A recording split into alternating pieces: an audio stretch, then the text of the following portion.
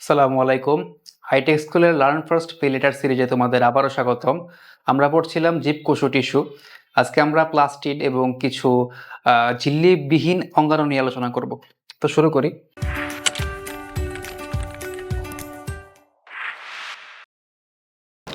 Plastid জিনিসটা কি? ধরো প্লাস্টিড এটা একটা হচ্ছে কোষ, নিউক্লিয়াস থাকে, তো সাইটোপ্লাজম থাকে, আমরা আগের ক্লাসে পড়েছি। তো সাইটোপ্লাজমে বিভিন্ন অঙ্গাণু থাকে, এর মধ্যে একটা অঙ্গাণু হচ্ছে প্লাস্টিড। এই প্লাস্টিডকে বলা হয় কোষের রান্নাঘর। কোষের রান্নাঘর, কোষের রান্নাঘর কেন বলা হয়? কারণ কোষের যত প্রকার খাদ্য প্রয়োজন সব খাদ্যগুলা এই প্লাস্টিডে তৈরি হয়। আমরা একটু পরেই পড়বো, তো এই তথ্যটা একটু খেয়াল রাখতে হবে, বুঝছো? দেখো, আর্নেস্ট হেকেল 1866 সালে প্লাস্টিড আবিষ্কার করেন। এইটা তিন প্রকার, একটা হচ্ছে ক্লোরোপ্লাস্ট, একটা হচ্ছে ক্রোমোপ্লাস্ট, আর একটা হচ্ছে লিউকোপ্লাস্ট। তো এই ক্লোরোপ্লাস্টগুলো কী করে? খাদ্য প্রস্তুত করে। আর এই লিউকোপ্লাস্টগুলো খাদ্য সঞ্চয় করে, এবং ক্রোমোপ্লাস্টগুলো উদ্ভিদ দেহকে বর্ণময় করে পরাগায়নে সাহায্য করে। আমরা বিস্তারিত পড়ব। আর এটা কিন্তু দেখো কয়টা স্টার দিছি, মানে পরীক্ষায় আসবেই। বলবে প্লাস্টিড একটা ধারণা দেবে সৃজনশীলে, যে বলবে যে এমন একটা অঙ্গাণু যেটা উদ্ভিদের খাদ্য তৈরি করে। তোমাকে বলবে যে ব্যাখ্যা লেখো, অথবা যে কোনো কিছু চাইতে পারে, বুঝছো? তো এটা কিন্তু অবশ্যই ভালো করে একটু মনোযোগ দিও।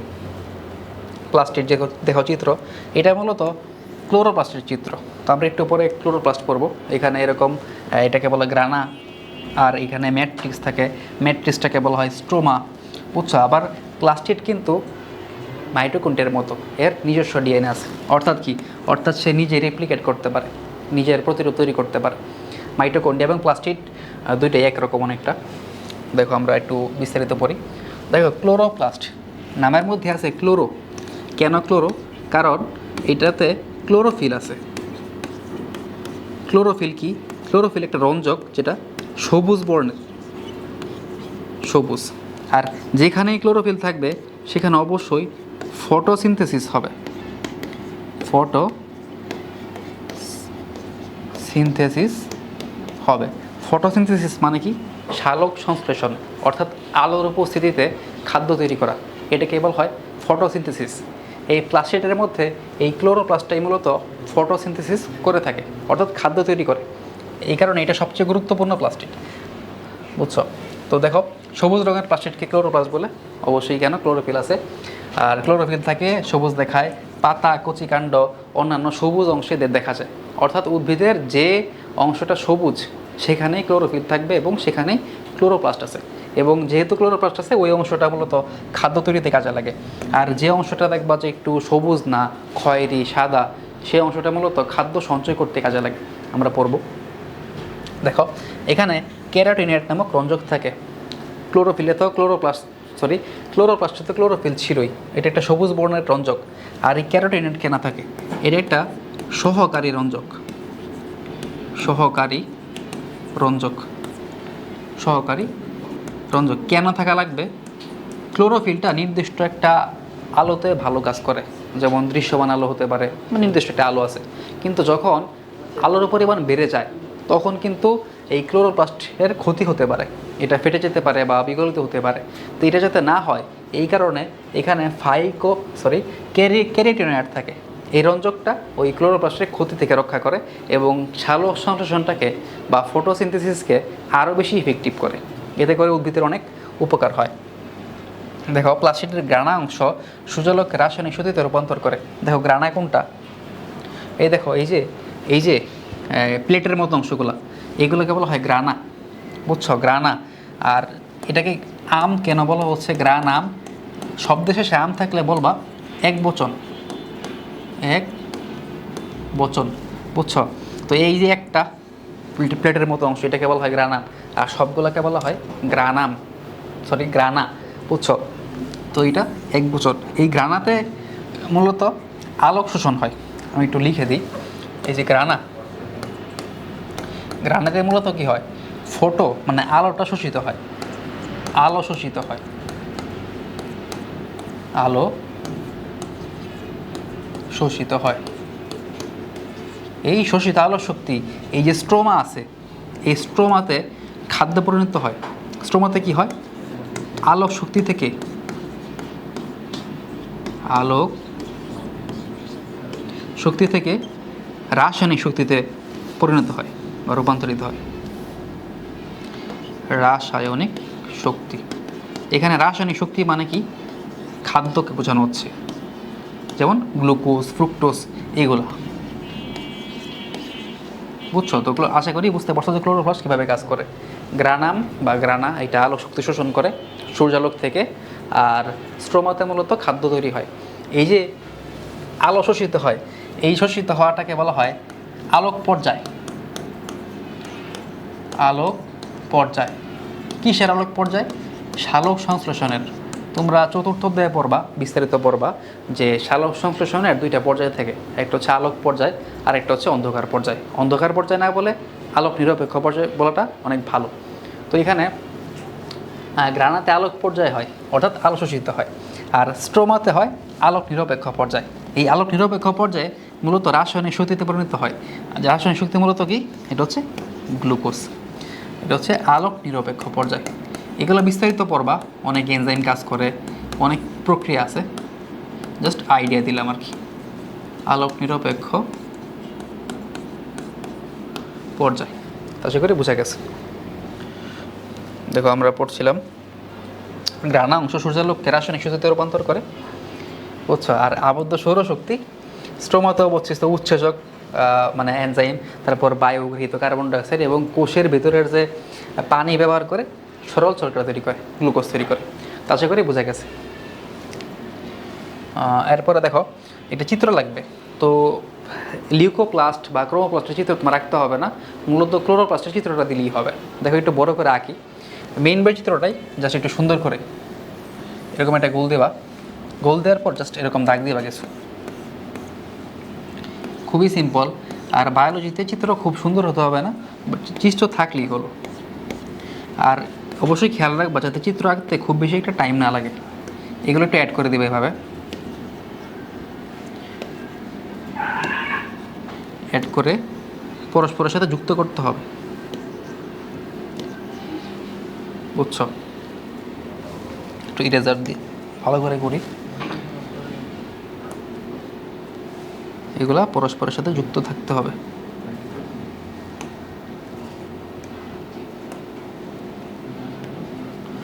এরকম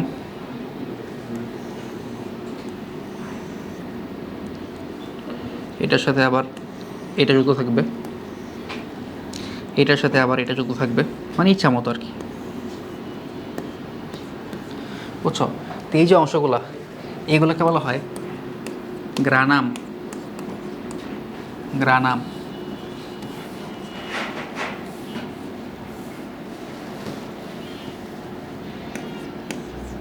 আমরা চিত্র একটু আগে দেখছিলাম, এই একটাকে বলা হয় গ্রানাম আর সবগুলোকে বলা হবে গ্রানা।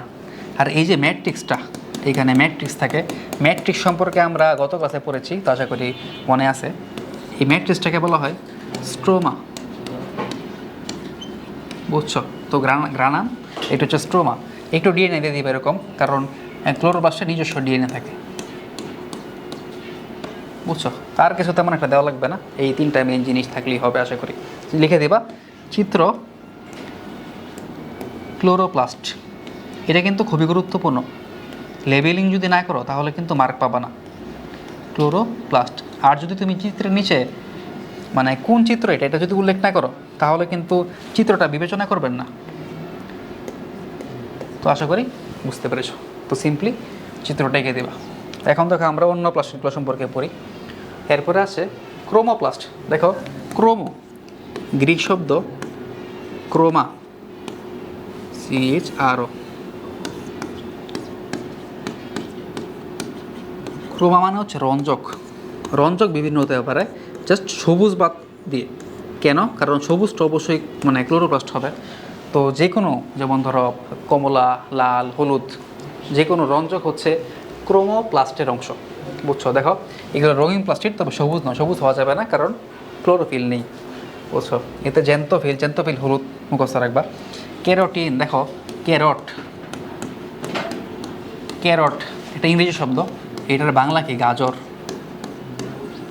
গাজর, গাজরের রং কি? কমলা, অর্থাৎ ক্যারোটিন কি? কমলা। এটা মনে রাখার টেকনিক। তারপর ফাইকো এরিথ্রিন, দেখো এরিথ্রো, এরিথ্রো, এরিথ্রো শব্দের অর্থ হচ্ছে লাল। তার মানে নামের মধ্যে এরিথ্রো আছে, অবশ্যই এটা কী হবে? লাল। ওটা মুখস্থ রাখবা, জ্যান্তোফিল হলুদ, ক্যারোটিন কমলা এবং এরিথ্রিন হচ্ছে কি? লাল। তো এগুলো মূলত ক্রোমোপ্লাস্টের উপাদান। অবশ্যই রঙিন, যেহেতু রঞ্জক রঙিন জিনিসে থাকবে, রঙিন ফুল পাতা গাজরের মূলে এদের পাওয়া যায়।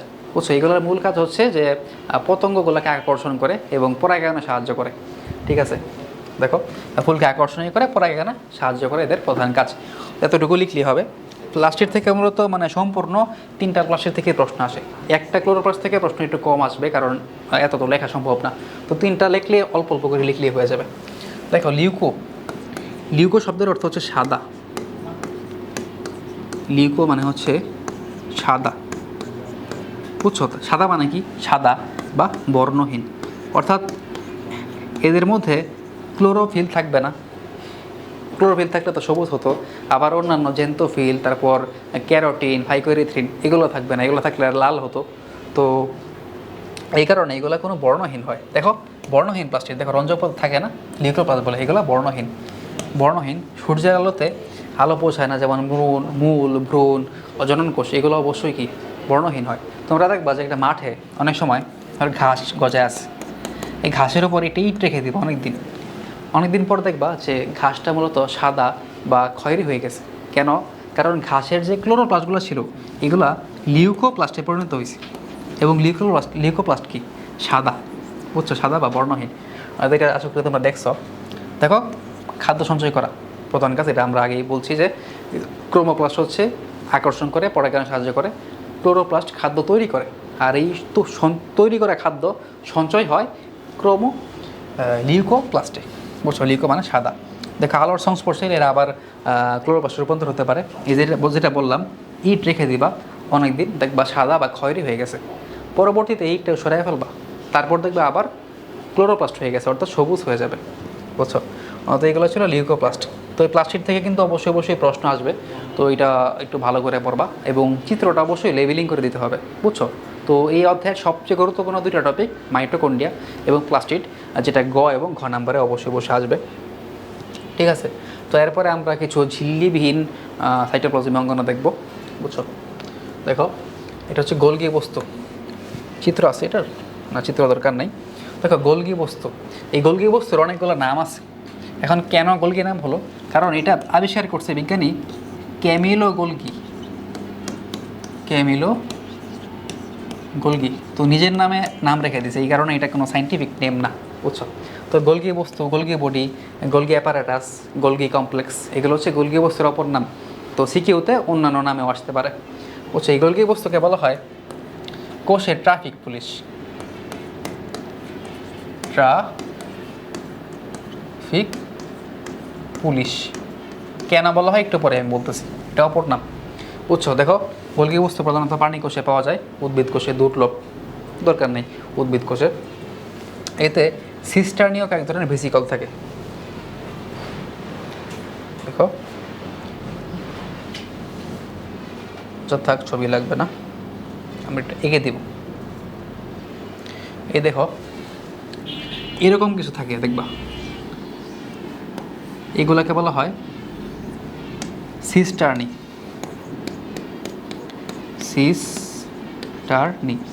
সিস্টার্নি মানে কি? সিস্টার্নি হচ্ছে পানির থলি। পানির থলি মানে কি? এই সিস্টার্নের ভিতর অনেকগুলা যেমন হাইড্রোফিলিক পদার্থ বা তরল পদার্থ সঞ্চিত অবস্থায় বা জমা অবস্থায় থাকে। আরও থাকে এরকম গোল গোল দেখবা আছে, এগুলোকে বলা হয় ভেসিকল। বুঝছো, তো ভেসিকলে কি হয়? ভেসিকল মূলত এখানেও পানির থলির মতো, কিন্তু এটা একটু পরিবহন করে, মানে একটা সিস্টার্নি থেকে আরেকটা সিস্টার্নিতে বা এক জায়গা থেকে আরেক জায়গায় তরল পদার্থটা পরিবহন করে। আর সিস্টার্নি মূলত বড় যে আধারটা আছে সেটা। এখন এটা কেন গুরুত্বপূর্ণ দেখো, এর পর্দায় বিভিন্ন উৎসেচকের পানি বিয়োজন সম্পন্ন হয়। উৎসেচক মানে কি? এনজাইম আমরা পড়েছিলাম। তো তো পানি বিয়োজন কি? দেখো এটা একটা পানির ট্যাঙ্ক, তো পানির ট্যাঙ্কেই তো পানি বিয়োজন হবে, যেহেতু এটা পানি ধারণ করতে পারে। এই কারণে গোলগি বস্তুতে এর মানে উৎসেচকের পানি বিয়োজন সম্পন্ন হয়। দেখো জীবকোষের বিভিন্ন পদার্থ নিঃসৃতকরণের নিবিড় সম্পর্ক রয়েছে। ধরো উৎসেচকগুলা, ধরো এনজাইমগুলা, তার যে পানি আছে সেটা এখানে মানে ইনপুট দিল, তারপর যখন প্রয়োজন পড়বে সেইখান থেকে কি নিঃসৃত করবে। তো যেহেতু এটা পানির একটা ট্যাঙ্ক, পানির ট্যাঙ্কের মতো কাজ করে, এই কারণে বিভিন্ন পদার্থ নিঃসৃত করার সাথে এর সম্পর্ক রয়েছে। দেখো হরমোন নিঃসরণের ভূমিকা রয়েছে এখানে। এনজাইমগুলা কিন্তু হরমোন, এনজাইমগুলা পানি দেয়, আবার হরমোন থাকতে পারে। তো নিঃসরণ নিঃসৃতকরণ এক কথায়, বুঝছো। কিছু বিপাকীয় কাজের সাথেও সম্পর্ক রয়েছে। এইগুলোই মূলত বিপাকীয় কাজ। দেখো বিপাকীয় কাজ মানে কি? বিপাক, হোয়াট ইজ বিপাক? পরিপাক হচ্ছে, ধরো আমরা যখন খাবার খাই, খাবারগুলো যে ভাঙে ভেঙে ছোট ছোট অংশ হয়, এটাকে বলা হয় পরিপাক। তখন ওই ছোট ছোট অংশগুলো থেকে পুষ্টি শোষণ হয়। পুষ্টি শোষণ হওয়ার পর কোষে যাবতীয় যে কার্যাবলী হয় তাদেরকে বলা হয় বিপাক। অর্থাৎ বিপাক মানে কি? কোষের বিক্রিয়া। কোষের সমস্ত বিক্রিয়াকে একত্রে বিপাক বলে। কোষের বিক্রিয়া, তো দেখো বিক্রিয়া, তো গোলগি বডি যেহেতু এরকম এনজাইমের তরল ধারণ করে, হরমোন ধারণ করে, তো এইগুলো তো অবশ্যই কোষের একটা বিক্রিয়াতে কাজে লাগবে। এই কারণে বলা হচ্ছে যে গোলগি বস্তু বিপাকীয় কাজের সাথে সম্পর্কিত। কখনো কখনো এরা প্রোটিন সঞ্চয় করে রাখতে পারে, এটা একটু খেয়াল রাখবা। প্রোটিন সঞ্চয় করতে পারে, যেহেতু এটা পানির আধার, এখানে প্রোটিন থাকতেও পারে। তো এখন বলছিলাম যে কেন ট্রাফিক পুলিশ বলা হয়, বুঝছো। ট্রাফিক পুলিশের কাজ কি? যে ধরো অনেক গাড়ি আসলো, গাড়িটাকে আটকায় রাখবে, কোন একটা লেন থেকে ছেড়ে দিবে, বুঝছো। তো গোলগি বডিও কী করে, এরকম এনজাইমের বিভিন্ন পানি জমা করে, জমা করার পর যখন প্রয়োজন পড়বে তখন ছেড়ে দিবে। এই কারণে মূলত গোলগি বডিকে বলা হয় কোষের ট্রাফিক পুলিশ। তো আশা করি বুঝতে পেরেছ। এরপর হচ্ছে এন্ডোপ্লাজমিক রেটিকুলাম। দেখো এন্ডো, এন্ডো শব্দের অর্থ হচ্ছে ভিতরে, আর প্লাজম মানে বুঝে আছি, প্লাজম মানে হচ্ছে তরল থকথকে জেলির মতো পদার্থ। এটা মূলত তোমার সাইটোপ্লাজমকে মানে মিন করছে, বা প্রোটোপ্লাজমকে। আর রেটিকুলাম, দেখো রেটিকুলাম শব্দের অর্থ হচ্ছে জাল। অর্থাৎ কোষের ভিতরে যে জালের মতো অঙ্গাণুটা আছে সেটাকে বলা হচ্ছে এন্ডোপ্লাজমিক রেটিকুলাম। দেখো এটারও বিভিন্ন কাজ আছে। এটা কোষের চিত্রতে তোমরা দেখতে পারতা, ধর আমি এঁকে দিই, এরকম অনেকটা দেখো কোষের চিত্রতে আছে, এরকম থাকে আর কি। তো এই যে এর গায়ে অনেক সময় রাইবোজোম লেগে থাকে, বুঝলো, ছোটো ছোটো রাইবোজোম। তো রাইবোজোম কেন থাকে? যেখানে প্রোটিন সংশ্লেষণ হবে সেখানেই রাইবোজোম থাকবে, এটা খেয়াল রাখবা। তো যেহেতু এন্ডোপ্লাজমিক রেটিকুলামে কিছু পরিমাণ প্রোটিন সংশ্লেষ হয়, এই কারণে এন্ডোপ্লাজমিক রেটিকুলামে রাইবোজোম লেগে থাকে। সঞ্চিত পদার্থগুলোর প্রবাহ পথ হিসেবে কাজে লাগে। ধরো এটা কি, এটা জালের মতো, এটা কোষ। তো একটা জিনিস যেটা কোষে জালের মতো ছড়াছিটা আছে, তো এটার মাধ্যমে তো কোষের সব জায়গায় অনেক কিছু পরিবহন করা অবশ্যই সহজ হবে। এই কারণে প্রবাহ পথ হিসেবে কাজে লাগে। আশা করি বুঝতে পেরেছ। কখনো কখনো প্লাজমা মেমব্রেনের সাথে যুক্ত থাকে। দেখো এটা যদি একটা কোষ হয়, তো সব জায়গায় যেহেতু ছড়িয়ে ছিটে আছে, এটা যদি সাইডে থাকে, সাইডে থাকা মানে কি? প্লাজমা মেমব্রেনের সাথে যুক্ত থাকবে। তো এটার সাথে যুক্ত থাকলে সুবিধা কি? সুবিধা হলো, ধরো এই সাইডে আরেকটা কোষ আছে, আরেকটা কোষ যদি থাকে, এই এন্ডোপ্লাজমিক রেটিকুলামের মাধ্যমে ওই কোষ থেকে কিছু পদার্থ বা কিছু প্রয়োজনীয় উপাদান এই কোষে আদান প্রদান হতে পারে। এই কারণে প্লাজমা মেমব্রেনের সাথে যুক্ত থাকে আর কি। তো এই দেখো ধারণা করা হয় যে এক কোষ থেকে অন্য কোষে উৎসেচক, কোষে প্রাণী অথবা অন্যান্য দ্রব্যাদি এই কোষ থেকে অন্য কোষে আদান প্রদান হয়ে থাকে। ঠিক আছে, তো এগুলো আশা করি বুঝতে পারছো। তো মাইটোকন্ড্রিয়া, কোষ গহ্বর, এগুলা সৃষ্টিতে এন্ডোপ্লাজমিক রেটিকুলামের ভূমিকা রয়েছে। এগুলা বিস্তারিত পড়া, জাস্ট এই জিনিসটা খেয়াল রাখো।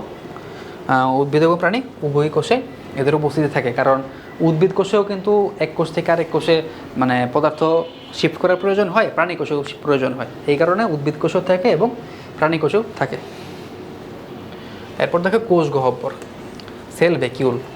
আমি যদি আঁকি, ধরো এটা একটা কোষ, নিউক্লিয়াস, এটা একটা কোষ গহ্বর। তো কোষ গহ্বর কিন্তু অবশ্যই উদ্ভিদ কোষে থাকবে, প্রাণী কোষে কোষ গহ্বর থাকে না, থাকলেও খুবই ছোট। কেন থাকে না এটা আমরা একটু পরে জানবো। তো দেখো কোষ গহ্বর একটা ফাঁকা স্থান, তো এটাকে শুধুমাত্র ফাঁকা স্থান না বলে কেন আপাত ফাঁকা স্থান বলা হলো? আপাত মানে কি? আপাত মানে হচ্ছে মনে হচ্ছে এমন, মনে হচ্ছে এমন। তো দেখা যায় ফাঁকা স্থান, আসলে এটার মধ্যে কোষ টোষ থাকে। তো যেহেতু দেখে মনে হচ্ছিল যে ফাঁকা স্থান, কিন্তু আসলে ফাঁকা স্থান না, এই কারণে বলা হয় এটা একটা আপাত ফাঁকা স্থান। বুঝছো? তো বৃহৎ কোষ গহ্বর উদ্ভিদ কোষের বৈশিষ্ট্য কেন? কোষ টোষ থাকে, কোষ টোষে বিভিন্ন হাইড্রোলাইটিক এনজাইম থাকে। হাইড্রোলাইটিক এনজাইম, এই হাইড্রোলাইটিক এনজাইমগুলা বিভিন্ন অনাগত জীবাণুকে ভক্ষণ করে ফেলে বা খেয়ে ফেলে বা ধ্বংস করে ফেলে। তো যেহেতু একটা মানে ফাঁকা স্থান আছে, সেখানে হাইড্রোলাইটিক এনজাইম আছে, তো এই কারণে এই উদ্ভিদ কোষের কোনো লাইসোজোম প্রয়োজন হয় না, যেটা মানে প্রাণী কোষে প্রয়োজন হয়। তো যেহেতু লাইসোজোম প্রয়োজন হয় না, তো শুধুমাত্র কোষ গহ্বর দ্বারা সে কাজ করতে পারছে। এই কারণে তার একটা বড় কোষ গহ্বর থাকে, যাতে করে সে বেশি পরিমাণে হাইড্রোলাইটিক এনজাইম ধারণ করতে পারে। তো সেই কারণে বলা হচ্ছে যে কি বৃহৎ কোষ গহ্বর উদ্ভিদ কোষের বৈশিষ্ট্য। প্রাণী কোষে কোষ গহ্বর সাধারণত অনুপস্থিত থাকে, তবে কখনো কখনো থাকে, ছোট হয়। কেন ছোট হয়? কারণ প্রাণী কোষে তো লাইসোজোম আছে, তার তো আর এরকম সেল ভেহিকিউল বা কোষ গহ্বর দরকার নাই। তার লাইসোজোমের মধ্যেই সমস্ত যে হাইড্রোলাইটিক এনজাইমগুলো আছে সেগুলো থাকে। তো তার শুধু শুধু এরকম একটা কোষ গহ্বর দিয়ে কি করবে সে? এই কারণে প্রাণী কোষে মানে কোষ গহ্বর থাকে না, থাকলেও খুবই ছোট হয়। আর প্রধান কাজ হচ্ছে কোষ ধারণ করা। মূলত মুখস্থ রাখবা যে কোষ গহ্বর হচ্ছে মূলত একটা স্টোর হাউসের মতো। উদ্ভিদ কোষের একটা store house. Store house, store হাউসে আমরা কি করি? বিভিন্ন জিনিসপত্র যেগুলো প্রয়োজনীয় সেগুলো জমা করে রাখি। তো উদ্ভিদ কোষ কি করে? তার যে কোষ আছে, হাইড্রোলাইটিক এনজাইম পূর্ণ কোষ সেটাও এই কোষ গহ্বরে জমা করে রাখে। ঠিক আছে? দেখো কোষ ধারণ করা, কোষ বিভিন্ন ধরনের এই যে অজৈব লবণ, আমিষ, শর্করা, চর্বি জাতীয়, জৈব অ্যাসিড, অনেক কিছু থাকতে পারে। মেইনলি থাকে এই এনজাইমগুলা, যেহেতু তার লাইসোজোম নেই। ঠিক আছে? এটা ছিল কোষ গহ্বর। এরপরে আসো লাইসোজোম, মানে যেটার কথা বললাম। দেখো লাইসো শব্দটা আসছে লাইসিস থেকে। লাইসিস লাইসিস শব্দের অর্থ হচ্ছে বিগলন করা, বিগলন বা ভেঙে দেওয়া, ভেঙে দেওয়া। তো এটা নাম থেকেই এটার কাজের পরিচয় পাওয়া যায়। এই লাইসোজোম কি করে? অনাগত জীবাণুগুলো আছে প্রাণী কোষে, সেগুলোকে বিগলন করে ফেলে বা ধ্বংস করে ফেলে। বুঝছো? তো এটার বৈশিষ্ট্য এটা দেখি আমরা, চিত্রটাও আছে। দেখো, লিপিড আবরণ দ্বারা আবৃত কোষের অঙ্গাণু, এই আবরণটা খুবই গুরুত্বপূর্ণ। দেখো লাইসোজোম এটা কি? এই যে লাইসোজোম, এটার মধ্যে বিভিন্ন হাইড্রোলাইটিক এনজাইম থাকে। তো এই হাইড্রোলাইটিক এনজাইম মানে কি? যে এটা খুবই একটা মানে শক্তিশালী এনজাইম, যেটা বিভিন্ন জীবাণুকে ধ্বংস করে ফেলতে পারে। এখন এই লাইসোজোমটা একটা কোষীয় অঙ্গাণু, এটা তো একটা কোষের মধ্যে থাকে। এখন এই জিনিসটা যদি একটা পর্দা দ্বারা আবৃত না থাকে, তাহলে কি হবে? তাহলে যে এই এনজাইমগুলো আছে, এগুলো এর কোষের অন্যান্য অঙ্গাণু আছে, প্লাস্টিড, মাইটোকন্ড্রিয়া, এগুলোকে তো সে ধ্বংস করে ফেলবে।